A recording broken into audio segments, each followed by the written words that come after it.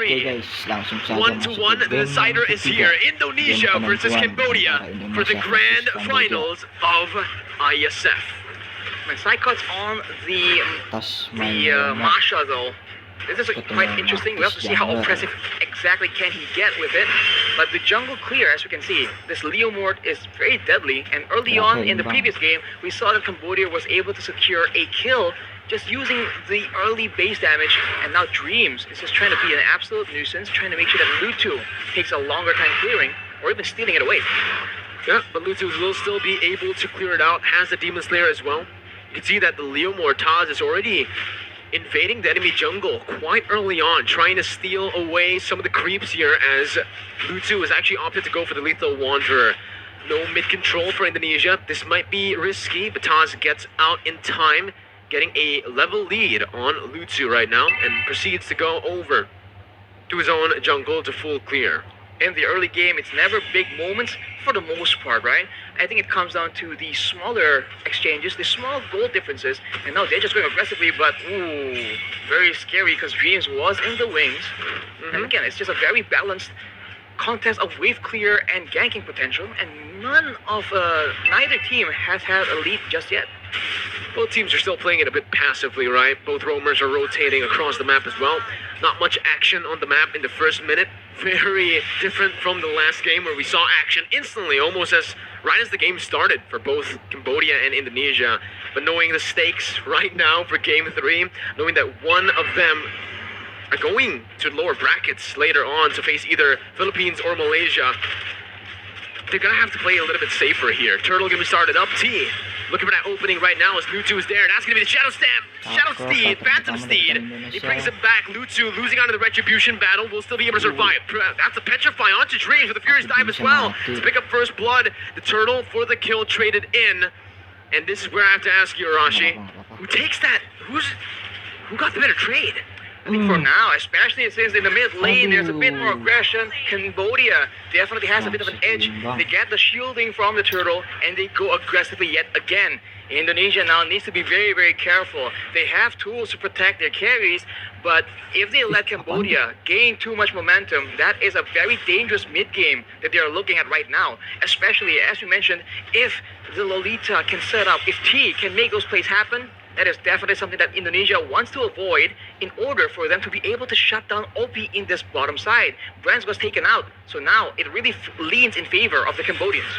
Well, Deja's going to be caught as well, though, in the real world revelation. Instantly taken down as well with the damage coming in from Taz on that Phantom Steed. It's 1-2 on the scoreboard. Again, that neutral objective did go into the hands of Indonesia as they're looking to use this Phantom Steed towards that top side. Taz has to be careful. Won't be able to steal it for a bit, but just decides to back off. Again, both teams, knowing the stakes, will choose to play it a bit more passively here in the third game. Indonesia has not been having a lot of time to shut down OP. They're moving right now, but you can see that the pressure game is much, much different. Cambodia is actually matching Indonesia in the wave clear department, and that means that Indonesia cannot outmaneuver, at least not as much, the members of the Cambodian side, at least for now. With some items coming in, maybe the difference in skills will actually make that a possibility. So far, 4 minutes in, again, not much action on the map. It comes down to, the slow games come down to those little wins, Arashi, like you mentioned, to set up for that mid stage, because every little win is going to be building up constantly for both of these teams. And I think both of the teams have been doing a pretty stellar job. Cambodia with more wave control, though, in that gold lane. We'll have a bit more to say around this Turtle. That's a brilliant Numenon Blast, but the Phantom Steed is there to respond. That's a Black Dragon form as well. Taz trying to steal it, but finally losing out in the Retribution battle, giving it over towards Cambodia. And Taz as well will lose his life. So Cambodia took a 2-for-0. 2-for-0, and they didn't even bring Psychots into the equation. He is on the top side. Boom was the only one maneuvering down, and boom, he has made an impact. The Black Dragon form is just so annoying, so oppressive in those objective takes, and Indonesia, they lose out there, but can the advantage Psychot is getting in the EXP lane later on make a difference? Is this the investment they are making in the early game to maybe play a split push gameplay instead? 4-man gank around that gold lane. Dreams That's a circling eagle stolen away from Deja. Doing a good job at zoning the Indonesian members here away from that tier 1. For OP to take a good siege and a good rotation from Cambodia to pick that up. You can see, like you mentioned, Indonesia are looking to trade up in that XP lane, but up against the Yuzong, it's really difficult to do. It's a very sustainable hero that has a Petrify. Now that he is 2 kills ahead as well with that Black Dragon form, it really feels like he's unkillable unless Indonesia throws more than... unless they bring 4 people up to the XP lane. Even with 3, as you mentioned, Mikro, it's going to be a bit of a stretch. But of course, Indonesia, if they do go for that, they'll have some preparations in place. But now they're going for that mid lane play instead. T still soaking in all the damage there. Does a good job to help Deja to disengage. And Indonesia so far, every little rotation that they've been trying to do, every single catch they've been trying to look for, hasn't really worked out in favor for them. It's been Cambodia with the more efficient roams, more efficient rotations across the map. It seems like Indonesia wants to be as aggressive, but without the Kadita they had in game number 2, without 2 Petrifies, because Psychots is not on that Yuzong. They just are struggling to find the right pickoffs, and they need to rely on these mutual objective fights. But even there, it seems like Cambodia is one step ahead. They will take a free turtle yet again. Perhaps Indonesia is waiting for more items, more of a power spike. They are a team with experience, and they have shown to actually be prioritizing that EXP lane yet again. Psychots able to take out that turret, but will that be enough? Will that be worth it? We'll see here as Cambodia are trying their best to siege down that mid lane. Good rotations from Taz, moving over from his orange buff right to that mid lane to help out the other members on the team. But right now, like you mentioned, that's the wise choice by Indonesia, looking to trade instead of contesting for the neutral objectives, which is definitely going to be favoring Cambodia here in the mid stage of the game. For Indonesia, again, they need to wait for Brands and Hijume to get those item power spikes, and unfortunately for Indonesia, it does take a bit longer for them to get those power spikes. And you can see, with the Windtalker built up by the Iritho, working on that Berserker's Fury next. Meanwhile, for the Beatrix, just that BODs, technically enough. He can go for something like a Haas Claws now, or even a Wind of Nature, and he does a lot of damage already. I think later on, OP is going to go for more of a burst damage build instead of a DPS build. But as we talk about that, that's an engage by Taz. Phantom Steed by Taz right now is as a circling eagle onto T. No one targeting the back line right now, as OP is still able to kite back. OP taken very low. Brand's looking for the play, but it's going to be OP who hits him back. Lutu caught in the real world inflation as Dreams falls to the hands of Deja. Cambodia here, still. It's a 1-for-1 trade, and it's both of the roamers, so it's still a stalemate for both of these teams in the trades even. But we talk about the power spikes, and before that, let's talk about that fight initially, because Taz goes for the engage, and you can see that the members of Cambodia spent a lot of time in that real-world manipulation, but they are not clumping up together. So Indonesia failed to get the quote-unquote combo and get massive value from that team fight. Yeah, now we have a bit of a technical pause though, so we have a bit of a moment to talk about what is going on. The threat to push Brands back away. Later on though, I do feel like Irithel and Beatrix in the ultra late game, I think Irithel has a bit of an advantage, and with the range difference, right? Of course, Deja can match it with the IMU, but for the most part, Hijume will also be able to actually do a lot more poke damage and pressure Cambodia into unfavorable exchanges. The Masha as well later on will be much tankier, much more so compared to Boom, and maybe excel in the 1v1 as well. So I think the later the game goes, the more options Indonesia have to actually play around with, provided that they don't let Cambodia just pull away from them as far as gold difference is concerned. The gold difference is sitting at a 1,000. It's a 1,000 gold lead for Cambodia currently. It's not that big of a difference, but exactly. I think it's the XP, right? That's right now dictating the match. OP is 1 level ahead of Brands, therefore dealing a bit more damage than him. And again, it comes down to those power spikes, which OP is able to reach a bit faster than Brands. Level 11. Level 11 also has that BOD. I think he was building towards something else there, either the Wind of Nature or the Haas Claws. But now it's, again, just both of the teams dancing around the neutral objectives. Meanwhile, though, Psychots are really with a very aggressive movement to cut the wave under the base turret over there.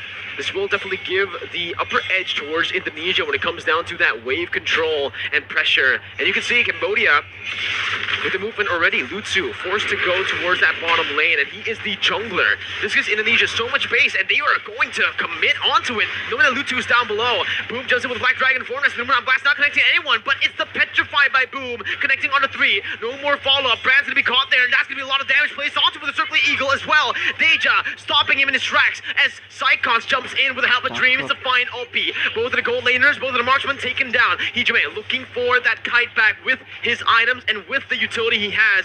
Good slowdown.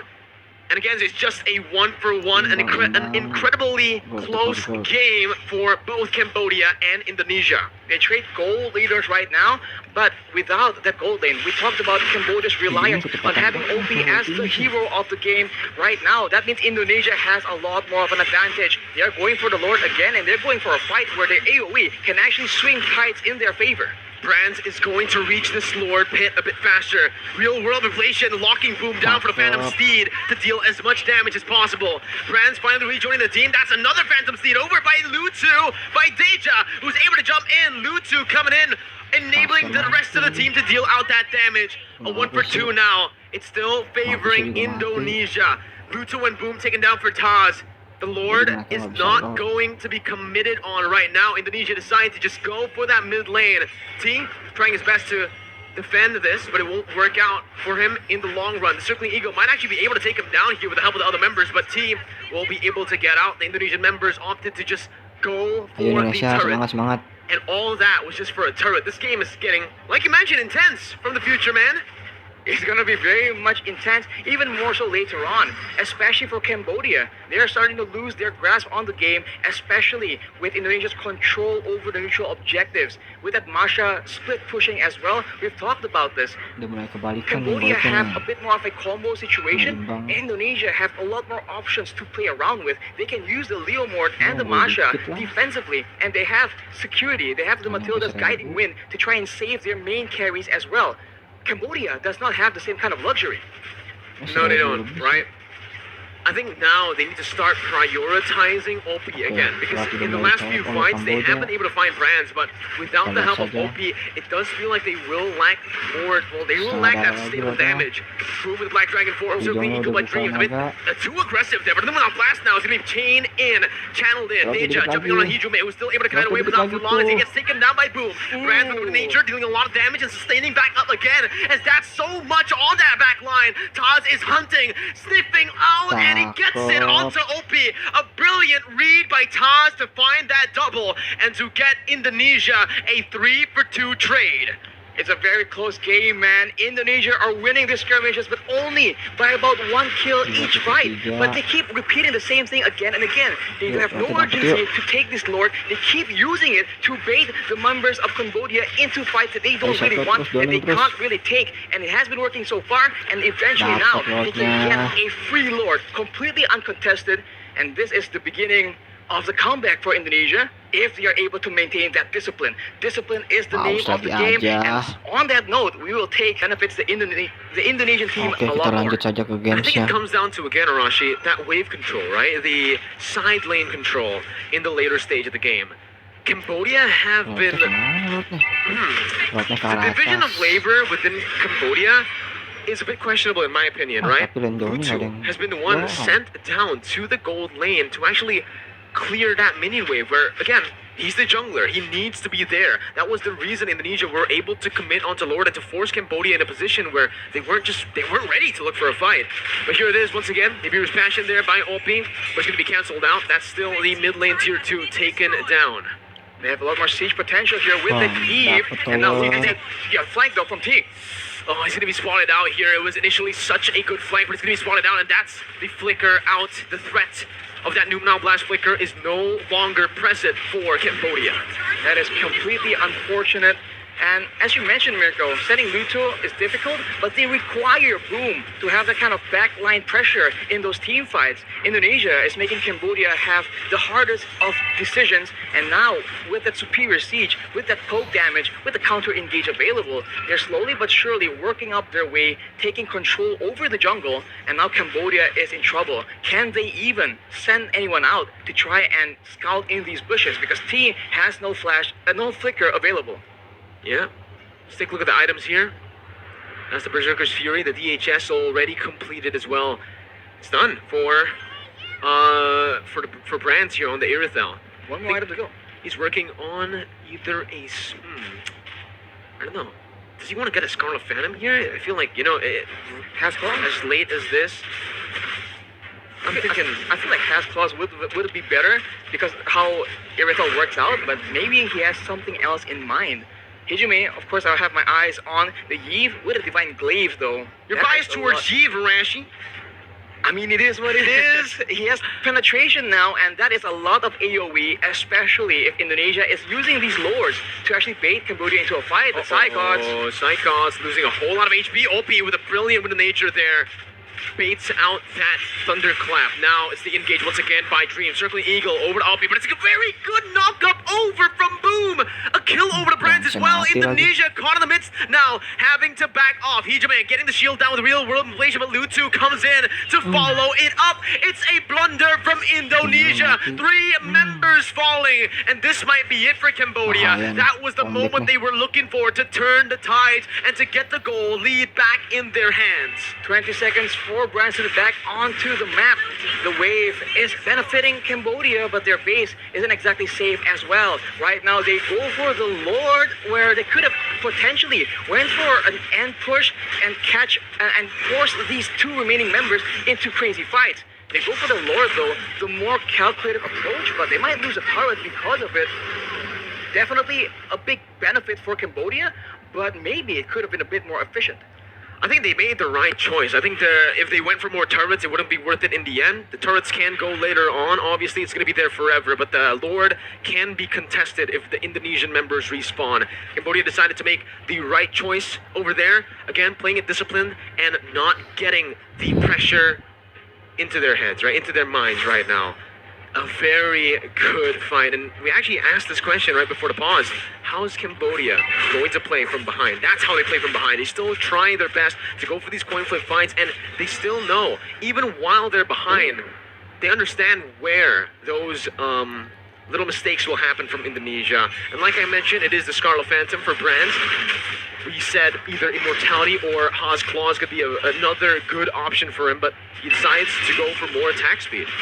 Well, that is why Cambodia keeps Boom in those team fights. That is the impact he can bring. And now with the Lord here, it will be cleared out by the Indonesians, and it's back to the status quo. It's back to Indonesia, pressuring with that macro game, abusing this Masha as much as possible, but Cambodia has equalized on the goal lead. This game is very, very intense. And I must say, I still think the late game favors Indonesia, but Cambodia is making it Indonesia bisa seem yuk. not so one-sided. It comes down to OP, right? In the later stage of the game, and Deja, honestly. Yes. Honestly, it feels like it's every single member, because Boom was the key member to getting that fight over to the side of Cambodia. Now, OP and the rest of the members now looking for that bottom tier 2. Psychos looking for the flanks right now, but he's all alone. Caught in the midst of it all right now. That's the advantage. Rage popped in. Psychos still going on to OP, who's still able to kite away. Real world inflation onto Deja, but it flickers out. Boom as well here. Getting out to safety with a Furious Dive. Both teams disengaging. And it's an amazing team fight. Micro play shining for both Cambodia and Indonesia. Keep in mind, though, look at the battle spells. Everything has been exhausted by the Cambodian side, so there's a small window here where Indonesia can make a winning play. This is 19 minutes in the game. For the most part, especially the main carries, everyone is on a full inventory slot.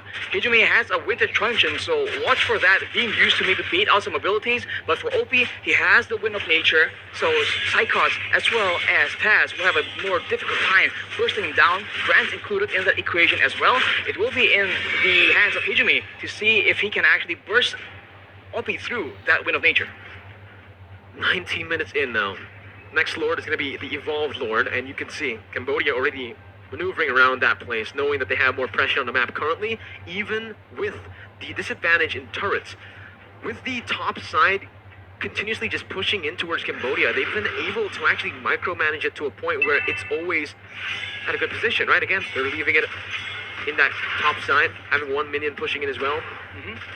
Well, Luto has the cursed helmet right now, but Taz has built a Blade of Despair. Brands has switched over to a Has Claws, as we mentioned, so he won't be easily or as easily bursted down in these fights. That is how the Aerosol usually operates, but Cambodians are pressuring for the Lord. They might just commit to it. Psychons is looking for that split push here. This is the moment right now as Boom jumps in with the Black Dragon form. Can be taken very low as Dreams does the same thing. Psychons on the base already right now, looking for that split push, looking for the back door. Boom gonna be taken down. That's the immortality popped in. Psychons still looking for the play as T is gonna be losing his immortality as well. Boom, taken very low. Taz looking for the Phantom Steed, gets the kill. T as well, falling 2-4-0. Psychons manages to distract the other members as well, and Cambodia with the Lord won't be able to do much. It's a 2-0 for Indonesia, and with all the waves in that top lane, the bottom lane, and even in the mid lane pushing into Cambodia, it feels like Cambodia are the ones now at a disadvantageous position.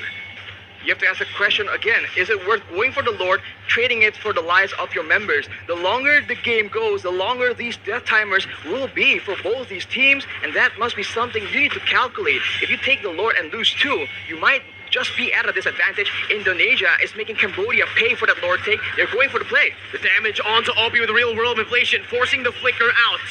Rutu trying to cancel it out, but will lose his life in the process right now as everybody goes for the base, and it might just be it. Indonesia manages to come back, reverse sweeping Cambodia, and going to the grand finals of IESF. Indonesia got it done. My God.